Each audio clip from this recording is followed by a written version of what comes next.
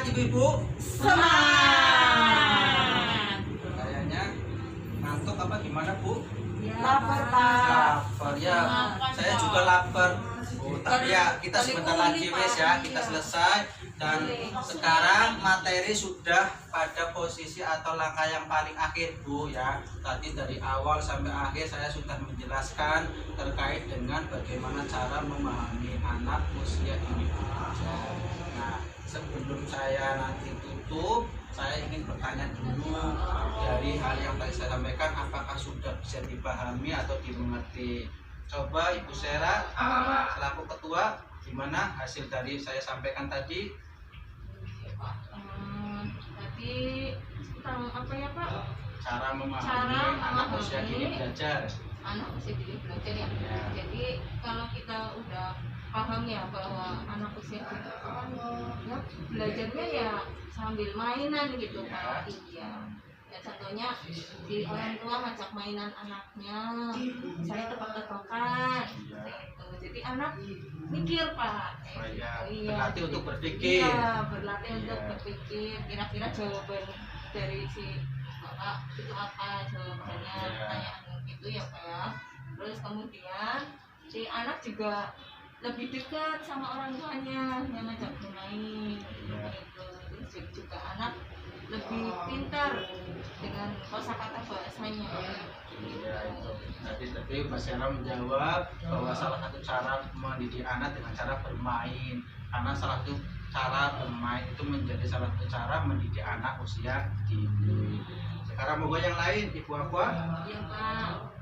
Ternyata kita sebagai orang tua tidak boleh melarang anak untuk bermain Pak. Iya. Karena dengan bermain anak bisa berlatih untuk bersosialisasi. Jadi dia tidak kuper gitu Pak. Oh iya. Jadi tidak menjadi anak pendiam ya. Seperti itu. Oke. Ada yang lain, Ibu Rovanti? Iya, dengan bermain anak menjadi sehat Pak. Oh iya. Karena misalkan main lari-lari dan sebagainya ya itu kan anak menjadi sehat ya, keluar keringat dan sebagainya. Oke, saya kira sudah bisa dipahami, nanti tinggal ibu-ibu bisa dipraktekkan di rumah. Namun sebelumnya ini saya mau menunjukkan ini Bu, bahwa tadi bermain adalah salah satu syarat atau sarana untuk belajar bagi anak usia dini. Sekarang manfaatnya itu apa saja manfaat bermain bagi anak? Di sini ada 5 Bu.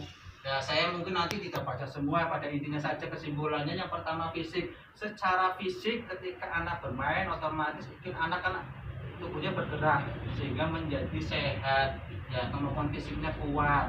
Kemudian secara emosi anak merasa bahagia. Anak yang bermain pasti bahagia Bu ya, senang ya Bu. Iya. Kemudian meningkatkan kedekatan hubungan Bu. Kalau misalkan bermain dengan anak berarti dengan teman ya itu akan menjadi dekat, apalagi misalkan anak bermain dengan orang tua, sebab bagaimanapun juga kadang anak itu memang akan merasa bahagia ketika merasa dekat, merasa dikasih sayang oleh orang tua dengan cara bermain salah satunya. Kemudian manfaat selanjutnya itu cara berpikir. Nah, dengan bermain itu memberikan pengetahuan baru. Tadi misalnya kayak contoh Ibu Sarah menyebutkan misalkan nama-nama buah seperti itu kan akan menjadi dia berpikir, kemudian menemukan misalkan ini dengan sebutkan nama-nama buah dengan huruf awalan A, dia nanti akan tahu dan berpikir seperti itu. Dan masih banyak lagi. Kemudian yang sosial Bu. Ini yang sosial yaitu misalkan memberikan kesempatan mencoba hal baru agar anak mampu menyesuaikan diri dalam masyarakat. Dan yang terakhir, manfaat bermain bagi anak dari segi bahasa yaitu mengembangkan kemampuan berbahasa dan komunikasi. Tadi yang disampaikan Ibu Aqua, dengan bermain anaknya tidak jadi kuper ya, maksudnya pendiam, tetapi ketika bermain anak itu dia senang berbicara, seperti itu salah satunya. Dari sini bisa dipahami Bu. Dan nanti silakan ibu-ibu nanti di rumah buku pintarnya dibuka, dipelajari lagi. Kemudian yang paling penting itu dipraktekkan Bu ya. Kita mencoba mempraktekkan. Kalau kita prakteknya gimana ya Pak? Ya, misalkan kita mencoba di rumah praktek bermain dengan anak. Terserah, bermain dengan anak itu tidak harus dengan sesuatu membeli dengan barang yang mahal Bu. ya dengan yang lain, misalkan dengan tebak gambar atau tadi misalkan tebak kosakata, itu juga salah satu bermain untuk mendidik anak, salah satu seperti itu ya Bu. Jadi setelah kita belajar hari ini kemudian sudah dipahami, maka nanti kita di rumah bersama-sama, tidak hanya ibu tapi saya juga sebagai orang tua sama-sama belajar, nanti kemudian dipraktekkan, nanti ibu bisa disampaikan ke keluarga terutama suami untuk sama-sama ikut dalam mendidik anak dengan cara bermain. Itu ya Bu ya, saya kira itu sudah cukup Bu. Oke, ya nanti untuk pertemuan selanjutnya Bu, itu nanti saya akan mencoba menanyakan kepada jenengan apakah sudah di rumah dipraktekkan atau belum ya Bu, sambil nanti melanjutkan materi selanjutnya.